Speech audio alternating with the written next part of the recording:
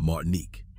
Frantz Fanon was born into a middle-class black family on a Caribbean island that looked like paradise, but functioned as a psychological prison. Damn. Civilized colonizers revealed themselves as brutal oppressors who had always been there, just hidden behind promises of equality. Fanon was 15 when he watched French civilization reveal its true face. 2 years later, he volunteered to die for it. At 17, Frantz Fanon joined the Free French Army in 1943, believing he was fighting for liberty and human dignity. He fought in the forests of Alsace, took shrapnel near Montbéliard, earned the Croix de Guerre for courage under fire. French officers pinned medals on his chest, then barred him from their mess halls because of his skin color. Like, brother, now, I don't know how much of a choice he had, and maybe the things that he's seen in war shaped him to become the person that he was. But dang it, they don't fuck with you. Right, I'm about to risk my life for these motherfuckers. I don't really think nobody fucking with me anyway, you know what I'm saying? 24 fucking hundred. I come from that fucking block. I been out that Johnny up and up that cutter. If we cannot get. Welcome back. We back with another reaction video. Today we reacting to a Black Stories Untold video. The most dangerous black philosopher who ever lived. And now, to let y'all get a little background, I have no talking about. So, guess we're all gonna learn together today. Hey, this nigga dangerous. He preaching too much knowledge, man. The truth is. Let's get into it. Frantz Fanon wrote a book so dangerous that France banned it the same day it published. While dying of leukemia in 1961, this black psychiatrist created something that turned college students into revolutionaries, got smuggled across borders and hollowed out Bibles, and made the CIA put him on a watch list. He raced against death to finish one final message to the colonized world. Your chains are in your mind. Violence will set you free, and your oppressors are more terrified of you than you've ever been of them.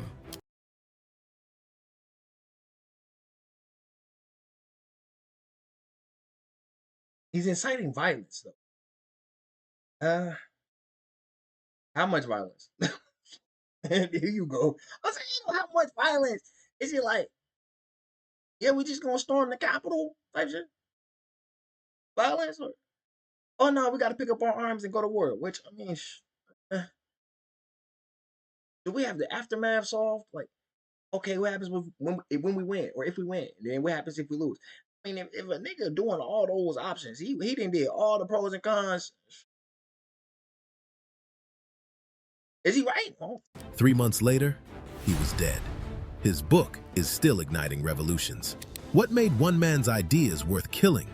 Fanon told colonized people worldwide that their mental enslavement mattered more than their physical chains, and that force against oppressors wasn't just justified, it was psychologically necessary for liberation. Steve Biko built South Africa's Black consciousness movement on his theories. Palestinian fighters and liberation movements from Bolivia to Ghana still quote his manifesto like scripture. They couldn't kill his ideas. And by the end of this video, you'll understand exactly why empires still fear a dead man's words. But to understand why those words detonated across the world. I mean, because unlike men, ideologies are very, very hard to kill. Like, it's very simple.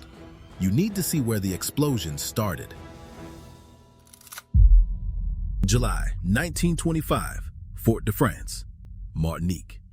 Frantz Fanon was born into a middle-class black family on a Caribbean island that looked like paradise, but functioned as a psychological prison. Damn. His parents scraped together money to send him to Lycée Victor Schellcher, the island's elite school. But what happened in those classrooms was calculated violence. Every morning, black children stood and recited our ancestors, the Gauls, memorizing French kings and European battles, while their actual ancestors, the Gauls, nigga.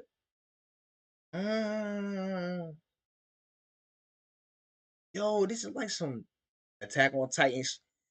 Like, yeah, bro, we're gonna have all of the Marley people that can be turned into Titans, basically saying they have powers, right? And we're gonna subjugate these people to live under us and believe that they're under us, and they go to war for us, but they're a part of the system. But because their ancestor betrayed our ancestor, they are the slave. Brother, how the f do that work? You don't give me the sword so I can cook one of y'all? Ancestors lay in unmarked graves on sugar plantations. When young Fanon spoke Creole French, teachers scolded him for not using proper French. Speak Creole? Primitive. Primitive, you mean Mention my language? African history? Ignorant. You mean my language? Only French mattered. French language, French heroes, French culture. They're trying to One teacher assimilate them. refused to participate in this erasure. Aimé Césaire had just created the Negritude movement, teaching that black identity was power, not shame. He planted seeds in Fanon's mind about pride and resistance, but seeds need fire to grow. 1940, Vichy fascists seized control of Martinique after France fell to Hitler. Suddenly, French racism wasn't polite anymore. It became official policy. Fanon, 15 years old, watched the What the fuck? Oh, France had control over it. Then the Germans came. Our power went out. Then the Germans came, and then what the? So the Germans came, or they pulled out because the French lost to the Germans. It was like, damn, we wasting our time here. We might as well just go back and protect France. And the racism got worse. Like, why are y'all still here? And the Germans pull out that belt. masks slip off. The civilized colonizers revealed themselves as brutal oppressors who had always been there, just hidden behind promises of equality. Fanon was 15 when he watched French civilization reveal its true face. 2 years later, he volunteered to die for it. At 17, Frantz Fanon joined the Free French Army in 1943, believing he was fighting for liberty and human dignity. He fought in the forests of Alsace, took shrapnel near Montbéliard, 17. Okay. earned the Croix de Guerre for courage under fire. French officers pinned medals on his chest, then barred him from their mess halls because of his skin color. Wait, brother. Now, I don't know how much of a choice he had, and maybe the things that he's seen in war shaped him to become the person that he was. But dang it, they don't f with you. Right. I'm about to risk my life for these motherfuckers. When Germany Okay. finally surrendered, Charles de Gaulle ordered every black soldier removed from formations entering German territory. France's victory parade couldn't have black faces visible in the photographs. Why not? The men who bled for France had to watch from the sidelines as white soldiers took credit for their sacrifice.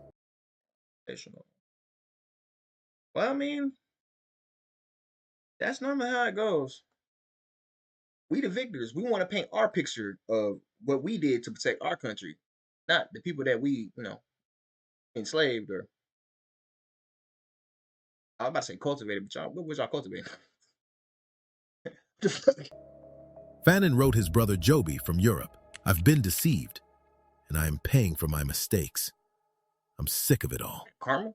That letter marked the death of one Frantz Fanon and the birth of another, a man who would spend his life diagnosing and destroying the psychological machinery of white supremacy. Before we continue with how Fanon transformed his rage into the most feared revolutionary text of the 20th century, if you believe these stories of black intellectuals who terrified empires need to be heard, subscribe to Black Stories Untold. We're exposing the thinkers they tried to silence and the truths they spent millions covering up. Now, back to the video. 1947. Fanon entered medical school at the University of Lyon to study psychiatry. In Lyon's hospitals, he treated North African immigrant workers, Algerian men suffering psychological breakdowns that French doctors diagnosed as proof of racial inferiority. Brother, what? Colonial psychiatrist Antoine Perrault published papers claiming Algerians had underdeveloped frontal lobes and were mentally primitive. Now, whether that's true or not, I have no idea. Like, I'm not a psychologist, but hold on. Psychologist? What the heck got to do with the brain? Nigga, is he a brain surgeon? What the fuck? He's a neurologist? What is he talking about? Is he studying their brains? Or is he just yapping? He's just pulling that out his ass. Medical degrees used to justify oppression. Fanon recognized what others refused to see. Bro, weird. These men suffered from the trauma of racism itself. Society was sick, but doctors blamed the victims. He wrote his doctoral thesis laying out exactly how colonialism manufactured mental illness, how white supremacy functioned as psychological warfare. His committee rejected it as too radical. So in 1952, Fanon published Black Skin, White Masks himself. The book exposed colonialism's deepest weapon, forcing black people to see themselves through white eyes, split between two identities, never fully either one. Fanon watched it happen every day in his clinic. Black men staring in mirrors and... I mean, they made them do that every day at school. What the... Right. Yeah, man, let's deny the blackness in you. Use a Frenchman. I guess. Yeah, don't speak Creole French. Speak proper French. The fuck? seeing monsters. Algerian women scrubbing their skin raw, trying to lighten it. Patients who'd abandoned their birth names, their mother tongues, their entire identities, all for a chance at being treated human. But Fanon went further. He argued that liberation required recognizing this psychological split and refusing to perform for white approval anymore. Political revolution had to begin with mental decolonization, reclaiming the right to define yourself on your own terms. In Caribbean villages, people passed copies hidden in Bible covers. In African townships, students gathered in secret to read passages aloud. Why? Because Fanon said what no one else dared. The hate you feel when you look in the mirror, that's not yours. It was planted there. You're not sick. The system is sick. And you don't need anyone's permission to be free. That book exposed... I like the last part. The system, you're not sick, the system is sick. Wow, that does make sense in a lot of ways. Kind of like tries to absolve people from like anything that is going wrong in their life, damn near, when you say it like that. Now, he probably didn't mean it like that. Accountability goes a lot of ways, but when the system is rigged against you, it's kind of hard to feel accountable. But my nigga, I would choose to believe that you make your own destiny for the most part. Colonialism's playbook. But Fanon wasn't satisfied just writing about the disease. In 1953, he walked straight into its heart. November 1953. Frantz Fanon arrived in Algeria as head psychiatrist at Blackhistory Psychiatric Hospital. The moment he stepped off the boat, he entered a nightmare. French colonists lived in stone houses with electricity and running water. Algerians lived in what Fanon described as a town on its knees, wallowing in mire. No lights, no infrastructure, systematic starvation. At Blackhistory, Fanon revolutionized psychiatric treatment. He created cafe meetings where Algerian patients discussed their lives in Arabic instead of French. He established workshops for basket weaving and pottery, organized Muslim and Christian religious celebrations, started a patient-run newspaper. He was reconnecting people to their culture instead of... I like that. And he's also respecting everybody's differences. So that is dope. I don't know. I don't see how dangerous his philosophies are besides the violence. And again, being oppressed. What else? What is the other course of action that you have to take? Suffer? Forcing them to assimilate into French normalcy. But his patient roster revealed the true horror.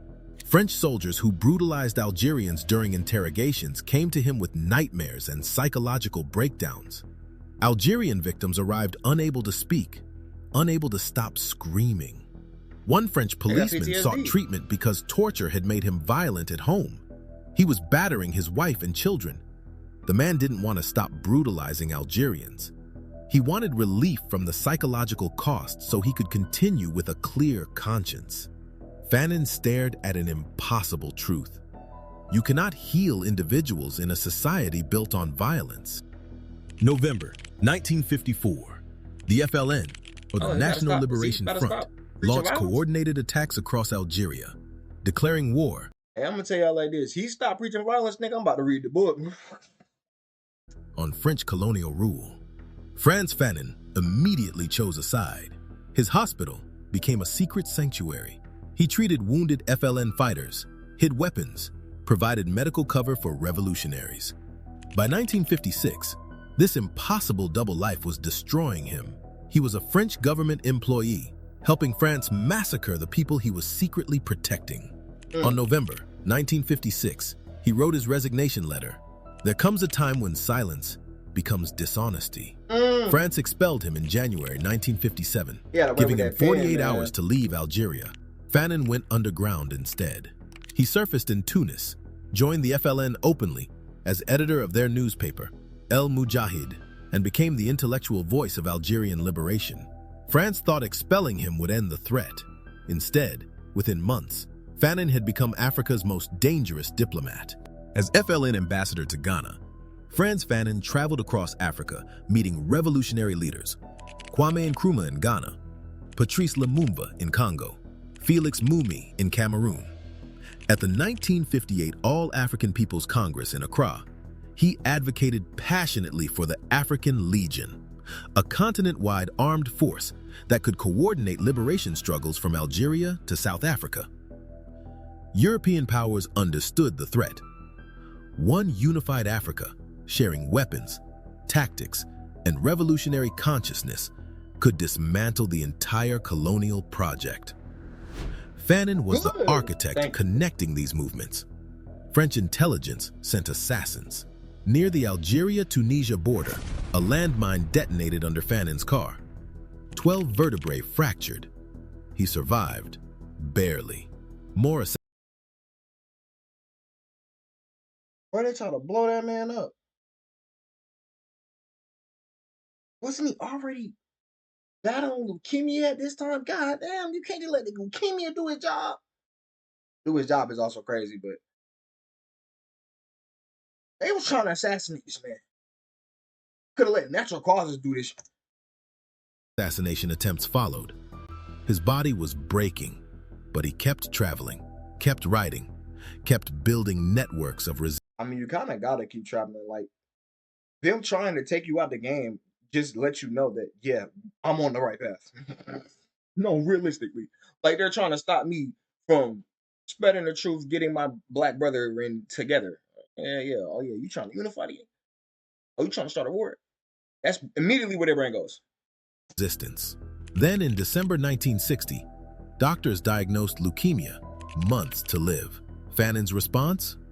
Raced death itself by dictating the most dangerous book ever written about colonialism.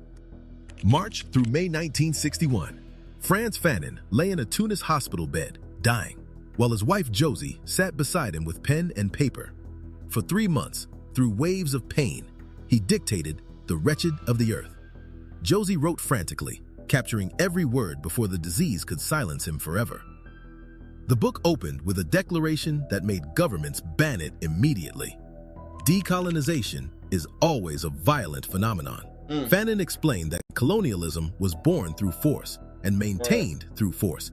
Therefore, only force could destroy it. The colonizer spoke only one language: force. His most controversial... Yeah, I think that's science too. Is it force me for some shit like that? It might be scientific. argument came next. Violence had therapeutic value for the colonized. Fighting back didn't just win political freedom, it restored psychological humanity.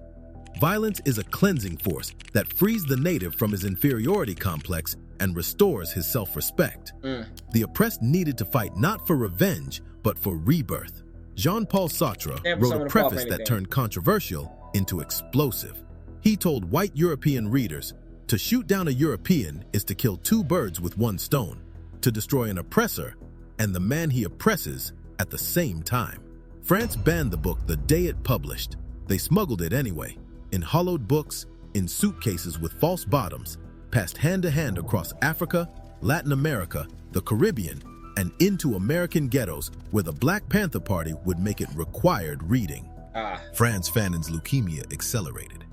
He flew to Rome for one final meeting with Sartre, then accepted a CIA offer for treatment in the United States. He traveled under the name Ibrahim Fannin, America's definitely gonna try to kill you, brother. What the fuck? The CIA, they might try to do experiments on you. What the hell? Team Omar Fannin. What happened next remains disputed. By the time Fannin received proper treatment at a Maryland hospital, it was too late. Double pneumonia set in. Damn. Some historians argue bureaucratic delays killed him. Others suggest the CIA calculated that a dead Fannin posed less threat than a living revolutionary icon who might... He was diagnosed with months left to live. Even if you do cure him from leukemia in the 60s, which survival rate is probably like 2% in the 60s. You want whatever, dog. That theory is just, well, the CIA do dumb shit though. So, they definitely done some of the dumbest I've ever seen. Some of their plans work though. Yeah, nigga. At what cost? What are y'all doing this for? What did the black man do to you, my nigga? survived to inspire more uprisings. December 6th, 1961. Frantz Fanon died at 36, 7 months before Algeria won independence. He never walked free streets in a liberated Algiers, but his words were already spreading like a virus through every colonized nation on Earth. The Black Panther Party made The Wretched of the Earth required reading for all members. Bobby Seale handed Huey Newton a copy at one of their first meetings. Frantz Fanon's analysis of police as occupying forces became the intellectual foundation of their 10-point program. When Panthers organized armed patrols monitoring police in Oakland, they were applying Fanon's theory that colonized people must meet violence with organized counter-violence.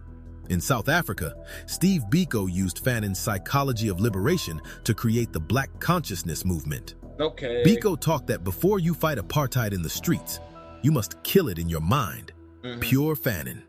Palestinian resistance movements treated his analysis of settler colonialism as a strategic manual.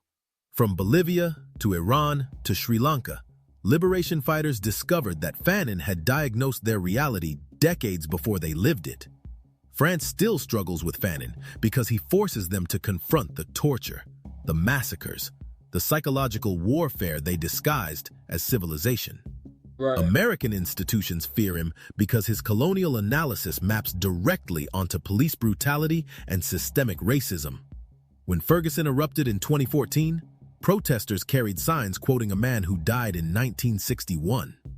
Critics argue universities sanitize Fanon, teach him as historical curiosity instead of living critique, strip away the call to arms that made him dangerous. But read him in prisons, at protests, in occupied territories, and his words still explode. The conditions he described haven't vanished. They've just rebranded. Frantz Fanon never commanded troops or held office. He weaponized consciousness instead.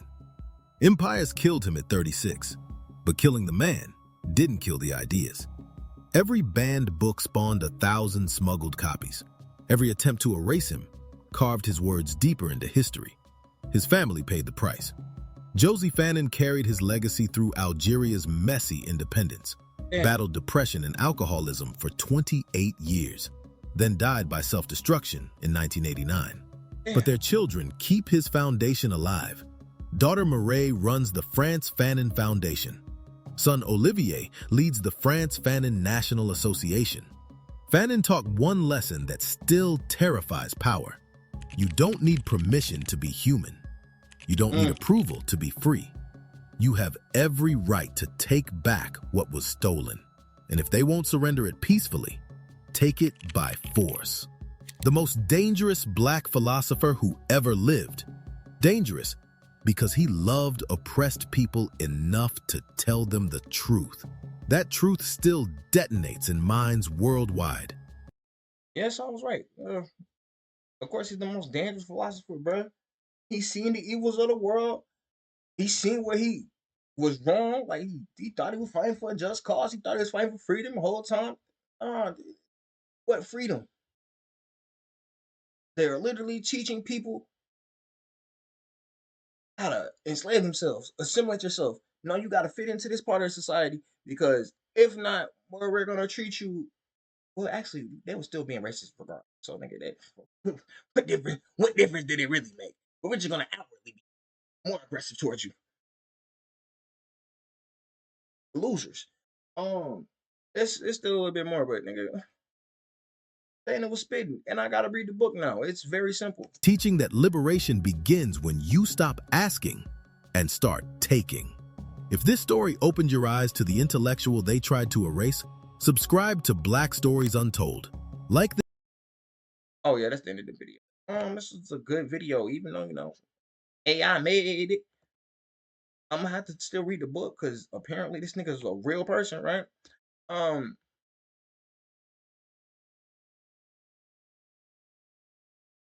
he died at 36.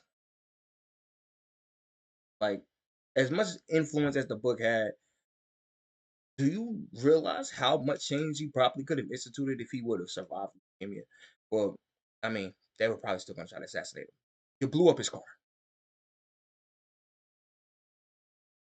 No violence has happened yet, but you say, "Let me take a violent stance towards him." Yep. So, uh, he just underpowered, undermanned. And once you start gathering the men, we still don't have enough power. That's the end of the video. Make sure you like, comment, subscribe, share the video, share your thoughts on the video in the comment section below. Hit the notification bell so you stay today when I drop videos on this channel. I'll catch you in the next one. Stay safe. Baby, slide by to my mausoleum. She got sushi